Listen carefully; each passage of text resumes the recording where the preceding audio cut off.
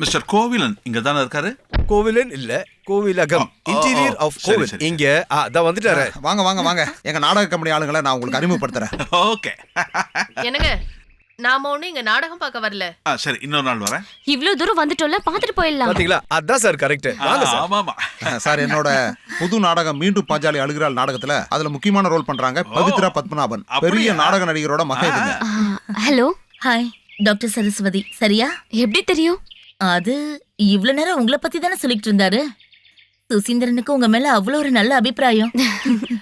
Mister Sridhar, ஹாஸ்பிட்டலுக்கு ஒரு நல்ல பில்டிங் காமிக்கிறேன்னு சொன்னீங்கல்ல, அதுக்கு தான் வந்தோம். அதுக்கு என்ன, போய் தாராளமா பார்க்கலாமே. சுசீந்திரா, வண்டி எடு. சரி, இங்க வாங்க.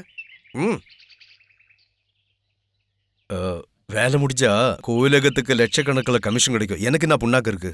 அடுத்தவங்க முன்னாடி வச்சு என்ன டிரைவர்னு கூப்பிடக்கூடாதுன்னா? நாயை குளிப்பாட்டி நடு வீட்டுல வச்சாலும் அது தன்னோட புத்தி தான் காட்டுக்கு. எல்லாரும் கேட்கட்டும். டிரைவர், வண்டி எடு அப்படின்னு சொல்லட்டுமா? வேண்டாம், நாயை குளிப்பாட்டி நடு வீட்டில் வைக்கிறதுக்கு பதிலாக சுதீந்திர சார் வண்டி எடுங்கன்னு சொல்லலாம்ல. மனுஷனையா நீ? போலாம்.